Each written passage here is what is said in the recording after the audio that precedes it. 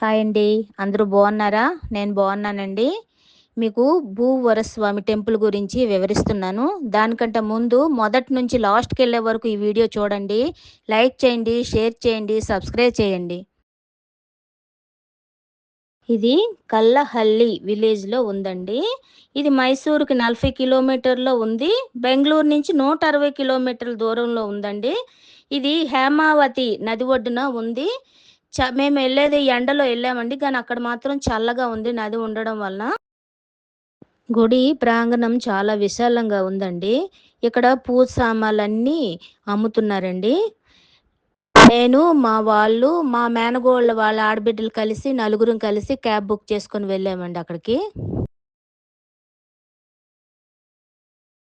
ఇక్కడికి భూమి, ఇల్లు కొనుక్కునే వాళ్ళ కోరికలు తీరుతాయని వస్తుంటారండి. భూమి అయితే మట్టిని తీసుకువెళ్తున్నారండి. అదే ఇల్లైతే ఇటుకని తీసుకెళ్ళి పూజ చేసి తీసుకువెళ్తున్నారండి. మీరు ఈ టెంపుల్‌కి రావాలనుకుంటేనండి 6,000-7,000 వరకు అవుతదండి. ఆ మధ్యలో అవుతది. క్యాబ్ డ్రైవర్ అలా తీసుకున్నాడు మాకైతే. చూసారండి. చాలా పెద్దగా ఉందండి. ఇంకా కడుతున్నారు. అంటే మేము వెళ్తున్నప్పటికి ఇంకా కడుతున్నారు అదంతాను. రాళ్ళు పెద్ద పెద్దగా ఉన్నాయండి. మట్టితోని అంతాను. కానీ మనం నడవడానికి మాత్రం ఫ్రీగా పెట్టారు ప్లేసు.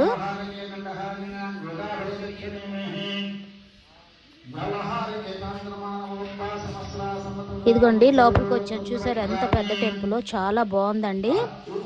మా వారాలు 11 ప్రదక్షిణాలు చేయాలి. వాళ్ళెళ్లారు. నేను 2 కొబ్బరికాయలు తీసుకొని, మట్టి తీసుకొని వచ్చానండి. వచ్చి అగోండి పంతులు గారి దగ్గరగా ఎవరి కుటుంబ సభ్యులకి వాళ్ళకి సంకల్పం చేసి గానీ ఊరికనే చేయరండి. 200 పెట్టి చేయించుతారు. మట్టికి, ఇటుక్కి ఎవరు ఇష్టంగా పట్టుకొచ్చింది ఎవరు ఏదనుకున్న వాళ్ళకి సంకల్పం చేస్తున్నారండి. వాళ్ళ కుటుంబ సభ్యులతోని. నేనింకా దేవుడిని చూడ్డానికి ఎళ్ళలేదండి. ఏకశిల విగ్రహం అట. శాలిగ్రామంతో చేసిందిది. 2000 సంవత్సరాల క్రితం దటండి ఈ విగ్రహం. 10 అడుగులు కూడా ఉంది. గానీ చూడ్డానికి చాలా బావుంది గానీ నేనింకా వెళ్ళలేదు. ఇక్కడ పూజ సంకల్పం చేయించుకుంటున్నాం మేము.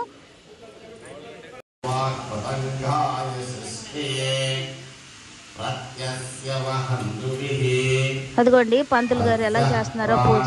ఎవరు పట్టుకెళ్ళని ఇటుగా మట్టి దానివి అతని ముందు పెట్టుకొని పూజ చేసి సంకల్పం చేస్తున్నారు. పసుపు కుంకుమ అన్నీ వేసి. ఏ మట్టి మనం తీసుకుంది మేము మట్టి పట్టుకొచ్చామండి. ఎలాగ నేను పట్టుకొచ్చి ఇంట్లోని ఎలాగ దేవుడి మూల ఉంచింది మీకు వీడియోలో చూపిస్తానండి. నెక్స్ట్ వీడియోలో నేను చెప్తాను. ఇప్పుడు దర్శనానికి వెళ్తున్నానండి నేను.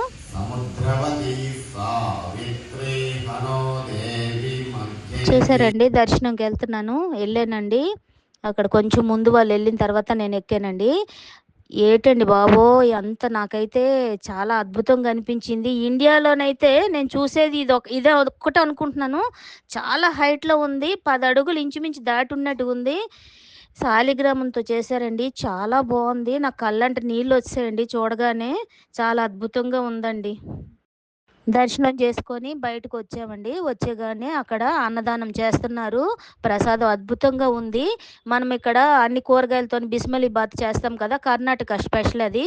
బిస్మిలీబాత్ చేశారు. హాటు, స్వీటు మళ్ళీ పెరుగన్నం కూడా చేశారు. తిన్నామండి. చాలా బావుంది.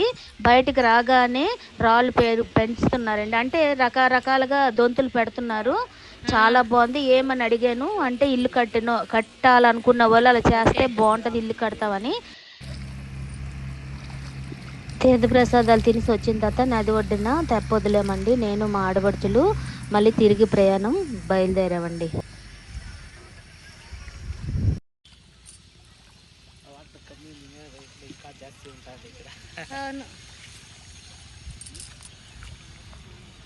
తిరుగు ప్రయాణంలోని చామంతి తోటలు అటు సైడ్ ఇటు సైడ్ ఉన్నాయండి.